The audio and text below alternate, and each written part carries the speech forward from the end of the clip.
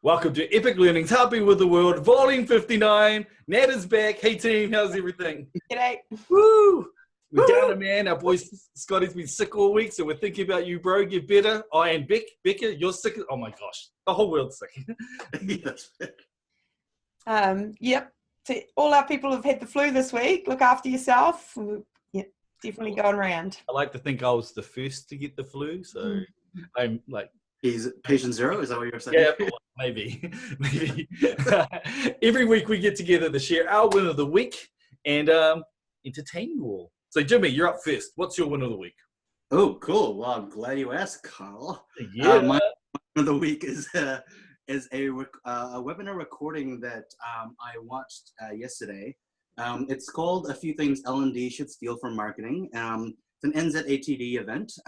It was hosted by a pretty awesome facilitator by the name of Mike Taylor. So shout out to you, Mike. I found the recording was an amazing in so many different ways. Like, it was great from because it basically talks about how, as a learning professional, like we can learn so many better tricks from marketers because we approach the same thing, we just do it differently. And what they do more effectively is that they understand how people work. And sort of to hit that sort of visual, like, so there's some really good techniques about keeping things streamlined, keeping things visual, and he talks about how nobody wants to read your stuff. No one wants to read your crap. Correct. You have to keep it really engaging. So it was really useful on that angle. But what I really found as a surprise was how well run the webinar was. It's been a while since I've watched something that was really amazing. The slides were really well. He's had so many different activities that engages the participants who are all muted, so they don't want speaking. When I watched it, that idea of having interactions every, how many slides? I watched it at 2 times speed, so it was probably quicker than what most people would have, but it was like every third slide was a question to the audience, and he found different ways of engaging them, Jimmy. Yes, absolutely. So he had polls, he had, questions of A or B, like pick your choices. He had stuff like for like freeform input. So he just did it in so many different ways, and it just flowed seamlessly.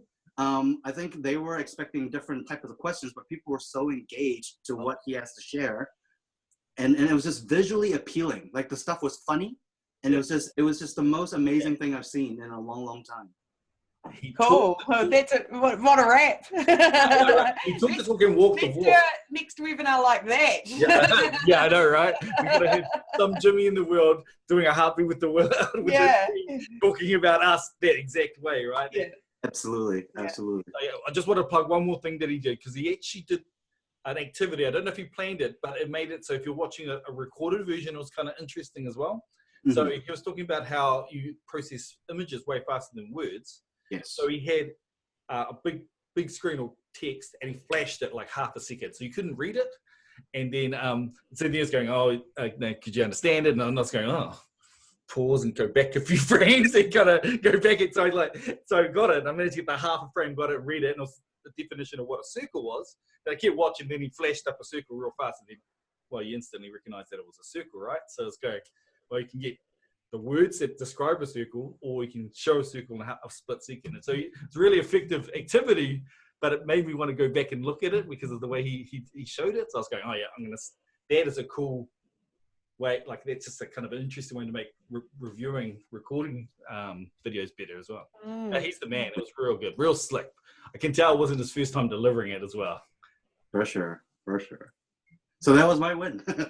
Sorry, Jimmy. I watched it on the bus. That's how cool it was. Like, sitting on the bus and watching it and being like entertained for the whole time. I went, well, it's like 40 minutes of the bus I didn't have to worry about because I've been following this guy the whole way through.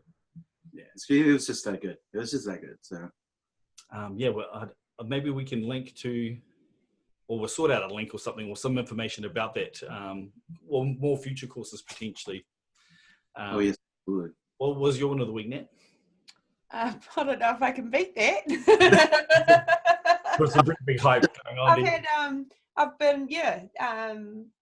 been away doing quite a bit of facilitation the last sort of probably maybe this year even really. I've been doing quite a bit of facilitation at a different few different sort of scenarios. But we've been working on quite a large project of foundational leadership skills, and we've been developing these half-day sort of skill-based modules, and I've been lucky enough to be running the pilot. So this is the second round of courses. So we ran some pilots maybe 3 or 4 months ago, and now we've got the new ones out, and we've just run those ones.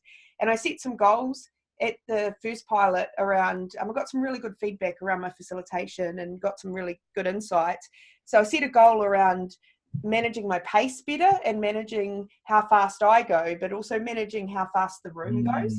And so I've been kind of working on that for a decent amount of time now, and I've sort of been getting better at it. But the last 2 days I had we had a situation that we were piloting the content, and we had a lot more content in the fact guide than we needed, that we had for 4 hours.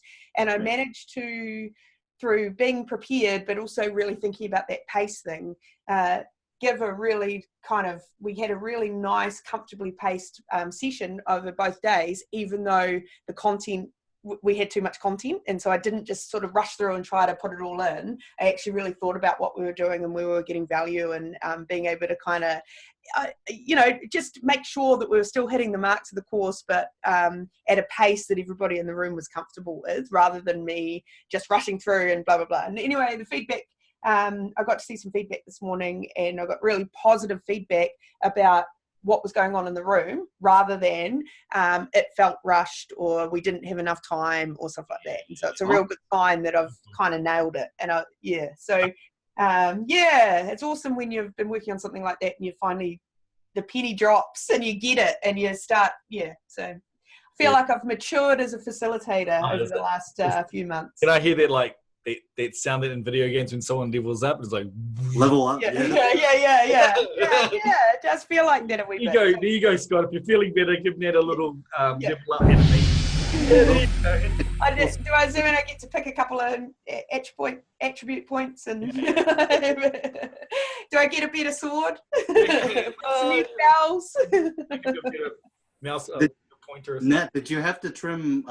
Did you have to drop any activities or anything? Yeah, we definitely did. So,